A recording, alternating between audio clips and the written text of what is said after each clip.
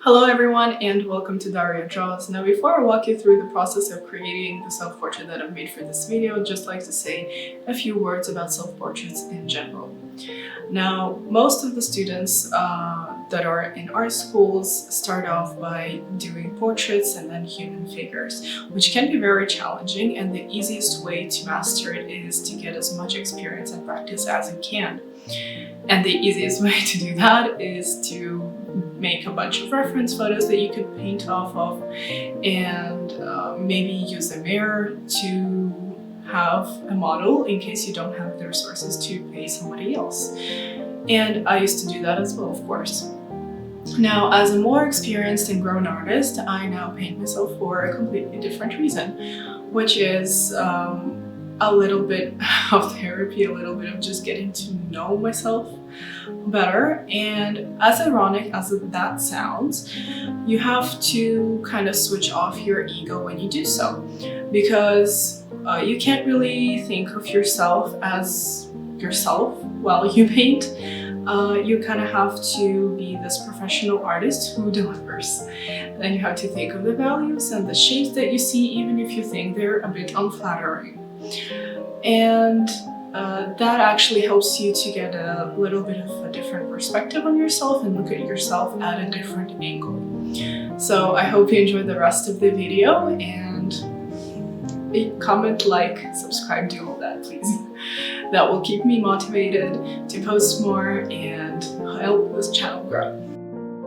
I'm starting by sketching out the hands and the head with a piece of charcoal, since it is looking a bit more expressive, it's a bit messier, and the point of this self-portrait is not to make it look perfect in terms of technique or image, but to make it look a bit alive.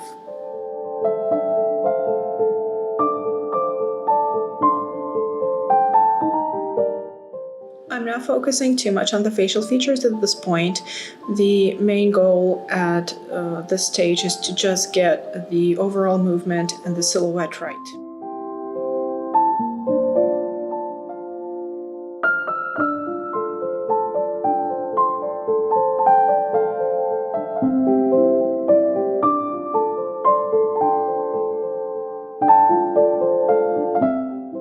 I'm adding a bit of turpentine and oil mixture on top of the charcoal, kind of spreading it around and defining some of the values very briefly.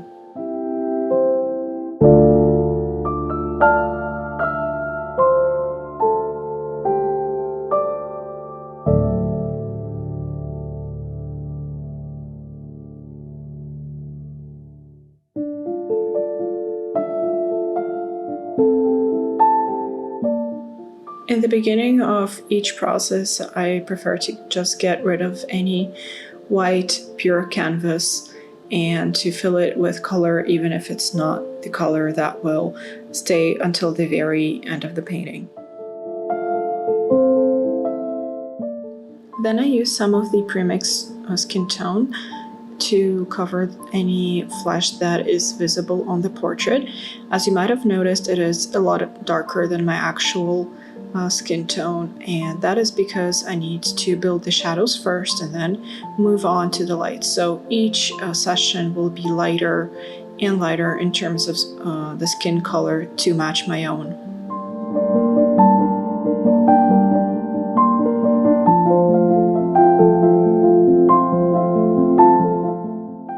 Even though the skin tone is a lot darker, I'm still trying to keep up with the overall palette of my own color.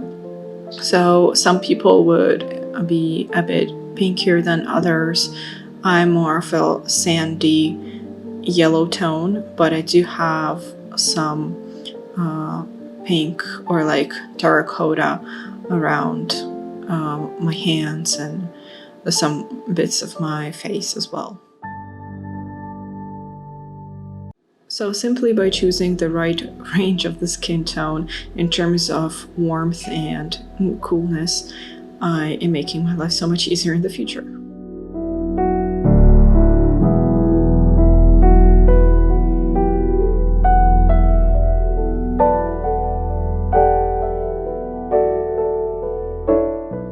Now I'm starting to work a little bit on the midtones and the lights.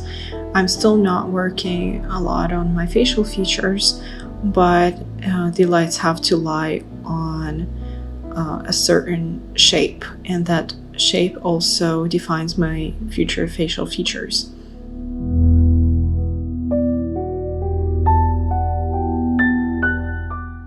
I'm slowly matching the skin tone to what I am in real life. I am quite pale, so it's a long way to go, but still, without the previous step, the next steps would be a lot more difficult. After that is done, absolutely everywhere you can see how much softer the portrait has gotten, and it's starting to look like an actual human being. And then I'm starting to just roughly painting the shirt. I don't want to put too many layers on it. I want it to kind of stay semi-transparent.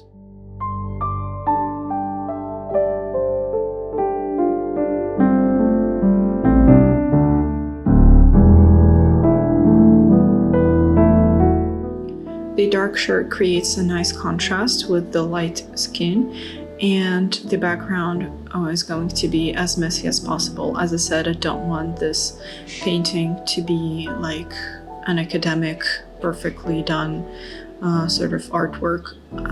Also, I want it to look slightly unfinished and impulsive, and just as if it was kind of done in 20 minutes.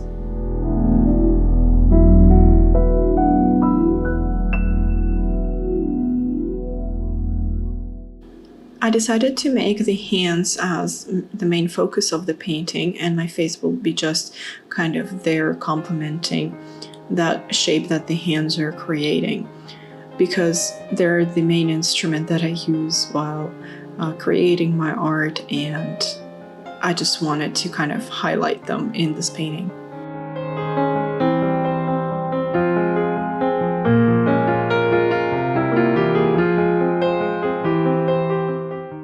Apart from working with just the skin tones like siennas and ochres, I always integrate some of the cooler tones in the dents of the face, basically, or like the parts that kind of have to be pushed back a bit.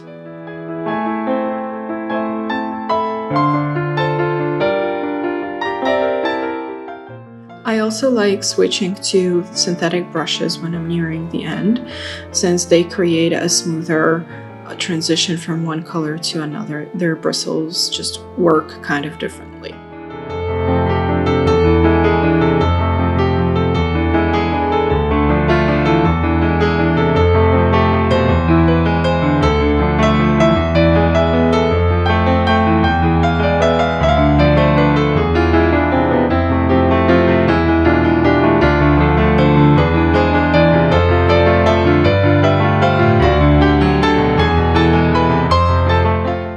Now I'm just smoothing out certain tones, making sure that the transitions are soft and my hands look like my actual hands of a girl who's 26, not an old man who has wrinkles. So that is very important. You can literally tell the age and even approximate occupation of somebody just by looking at their hands. So in any portrait, they do have a special role, especially in this one where they're the main focus.